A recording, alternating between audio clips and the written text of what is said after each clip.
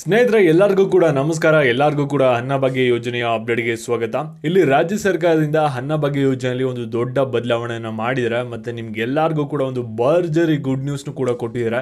ಏನಂದರೆ ಕಳೆದ 3 ತಿಂಗಳಿಂದ ನಿಮ್ಗೆ ಏನು ಅನ್ನಭಾಗ್ಯ ಯೋಜನೆ ಅಡಿ ಹಣ ಬಂದಿರಲಿಲ್ಲ, ಆ ಒಂದು ಹಣ ಯಾವಾಗ ನಿಮ್ಮ ಖಾತೆಗೆ ಬಂದು ಬಿಡುಗಡೆ ಆಗುತ್ತೆ ಅದ್ರ ಬಗ್ಗೆ ತಿಳಿಸ್ಕೊಟ್ಟಿದ್ರೆ. ಇವೆಲ್ಲದ್ರ ಬಗ್ಗೆನೂ ಕೂಡ ನಿಮಗೆ ವಿತ್ ಪ್ರೂಫ್ ಸಮೇತ ಈ ಒಂದು ವಿಡಿಯೋದಲ್ಲಿ ತಿಳಿಸ್ಕೊಡ್ತೀನಿ. ನಿಮಗೆ ವಿಡಿಯೋ ಕ್ಲಿಯರ್ ಆಗಿ ಅರ್ಥ ಆಗಬೇಕಂದ್ರೆ ವಿಡಿಯೋನ ಮಧ್ಯೆ ಸ್ಕಿಪ್ ಮಾಡ್ದೇನೆ ಕೊನೆವರೆಗೂ ಕೂಡ ನೋಡಿ. ಅದಕ್ಕಿಂತ ಮುಂಚೆ ಚಾನಲ್ ಸಬ್ಸ್ಕ್ರೈಬ್ ಮಾಡ್ಕೊಂಡಿಲ್ಲ ಅಂದರೆ ಪ್ರತಿಯೊಬ್ಬರು ಕೂಡ ಸಬ್ಸ್ಕ್ರೈಬ್ ಮಾಡ್ಕೊಳ್ಳಿ. ಹಾಗೆ ಪ್ರತಿಯೊಬ್ಬರು ಕೂಡ ವಿಡಿಯೋಗೊಂದು ಲೈಕ್ ಕೊಡಿ.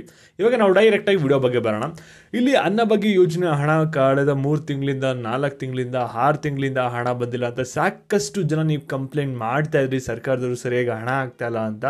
ಇದನ್ನೆಲ್ಲ ಕೂಡ ರಾಜ್ಯ ಸರ್ಕಾರನೂ ಕೂಡ ಗಮನಿಸ್ತಿತ್ತು. ಅದಕ್ಕೋಸ್ಕರ ಏನು ಮಾಡಿದ್ದಾರೆ ಅಂದರೆ ಇವಾಗ ನಿಮಗೆ ಅನ್ನಭಾಗ್ಯ ಯೋಜನೆಯ ಹಣನ ಬಿಡುಗಡೆ ಮಾಡೋಕ್ಕೆ ಎಲ್ಲ ಸಿದ್ಧತೆಯನ್ನು ಕೂಡ ಮಾಡ್ಕೊಂಡಿದ್ದಾರೆ. ಜೊತೆಗೆ ಈ ಒಂದು ಅನ್ನಭಾಗ್ಯ ಯೋಜನೆಯಲ್ಲೂ ಕೂಡ ಒಂದು ಬದಲಾವಣೆಯನ್ನು ಕೂಡ ತಂದಿದ್ದಾರೆ. ಹಾಗಾದರೆ ಏನು ಬದಲಾವಣೆ ಆಗಿದೆ ಅಂತಲೂ ಕೂಡ ನೀವು ಕೇಳ್ಬೋದಾಗಿರುತ್ತೆ. ಮತ್ತು ಹಾಗಾದರೆ ನಮಗೆ ಹಣ ಯಾವಾಗ ಬರುತ್ತೆ? 3-4 ತಿಂಗಳಿಂದ ನಮ್ಗೆ ಹಣನೇ ಬಂದಿಲ್ಲ, 6 ತಿಂಗಳಿಂದ ಹಣನೇ ಬಂದಿಲ್ಲ ಅಂತಲೂ ಕೂಡ ಸಾಕಷ್ಟು ಜನ ಕಮೆಂಟ್ ಆಗ್ತಿದ್ರಿ ಮತ್ತು ಕಂಪ್ಲೇಂಟ್ನ ಮಾಡ್ತಿದ್ರಿ, ಯಾವಾಗ ನಮಗೆ ಹಣ ಬರುತ್ತೆ ಅಂತ. ಫೈನಲಿ ಅದ್ರ ಬಗ್ಗೆ ಒಂದು ಅಪ್ಡೇಟ್ ಬಂದಿದೆ ಇವಾಗ ರಾಜ್ಯ ಸರ್ಕಾರದಿಂದ. ಅನ್ನಭಾಗ್ಯ ಯೋಜನೆಯ ಫಲಾನುಭವಿಗಳಿಗಂತೂ ಭರ್ಜರಿ ಗುಡ್ ನ್ಯೂಸ್ ಅಂತಲೇ ಹೇಳ್ಬೋದು. ಯಾಕಂದರೆ ಸಾಕಷ್ಟು ಜನ ಈ ಒಂದು ಬದಲಾವಣೆ ಆಗಲಿ ಅಂತಲೇ ಸಾಕಷ್ಟು ಜನ ವೆಯ್ಟ್ ಮಾಡ್ತಿದ್ರಿ. ಇವಾಗ ರಾಜ್ಯ ಸರ್ಕಾರದಿಂದ ಏನು ಬದಲಾವಣೆ ಆಗಿದೆ ಅದ್ರ ಬಗ್ಗೆ ನಿಮಗೆ ಫಸ್ಟು ತಿಳಿಸ್ಕೊಡ್ತೀನಿ. ಅದಾದಮೇಲೆ ನಿಮಗೆ ಯಾವ ರೀತಿ ನಿಮಗೆ ಹಣ ಬರುತ್ತೆ, ಒಂದು ಪೆಂಡಿಂಗ್ ಅಮೌಂಟ್ ಅದ್ರ ಬಗ್ಗೆನೂ ಕೂಡ ತಿಳಿಸ್ಕೊಡ್ತೀನಿ. ಇವಾಗ ವಿಡಿಯೋನ ಗಮನ ಇಟ್ಟು ಕೊನೆವರೆಗೂ ಕೂಡ ನೋಡ್ತಾ ಹೋಗಿ. ಇಲ್ಲಿ ನೋಡಿ, ಗೃಹಲಕ್ಷ್ಮಿ ಯೋಜನೆ ಅಡಿ ನಿಮ್ಗೆ ಹಣ ಬರಬೇಕಾಗಿರೋದು ಇನ್ನೂ ಪೆಂಡಿಂಗ್ ಇದೆ. ಒಟ್ಟಾರೆ ಒಂದು ಪಾಸಿಟಿವ್ ನೋಟ್ ಏನಂದರೆ ನಿಮಗೆ ಗೃಹಲಕ್ಷ್ಮಿ ಯೋಜನೆ ಹಣ ಅಂತ ಖಂಡಿತವಾಗ್ಲೂ ಕೂಡ ಬಂದೇ ಬರುತ್ತೆ, ನಿಮ್ಗೆಲ್ಲರಿಗೂ ಕೂಡ ಗೊತ್ತಾಗಿದೆ. ಆದರೆ ರಾಜ್ಯ ಸರ್ಕಾರದವರು ಯಾವಾಗ ಆಗ್ತೀವಿ ಅನ್ನೋ ಒಂದು ಎಕ್ಸಾಕ್ಟ್ ಡೇಟನ್ನು ತಿಳಿಸಿಲ್ಲ. ಅದಕ್ಕೆ ನೀವು ವೆಯ್ಟ್ ಮಾಡಬೇಕಾಗುತ್ತೆ.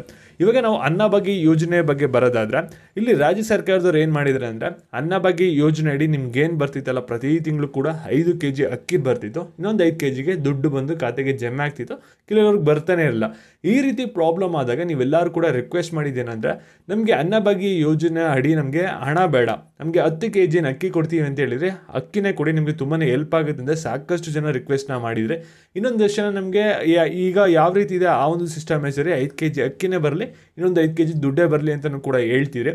ಇವಾಗ ರಾಜ್ಯ ಸರ್ಕಾರದವ್ರು ಏನಂತ ಹೇಳಿದ್ರು ಅಂದರೆ ಸ್ವಲ್ಪ ದಿನಗಳ ಹಿಂದೆ ಒಂದು ಆಹಾರ ಕಿಟ್ನು ಕೂಡ ಕೊಡ್ತೀವಿ ಅಂತ ಹೇಳಿದ್ರು. ಅದಕ್ಕೆ ಬೇರೆ ಸಚಿವರೆಲ್ಲ ಕೂಡ ವಿರೋಧ ಮಾಡಿದ್ರು.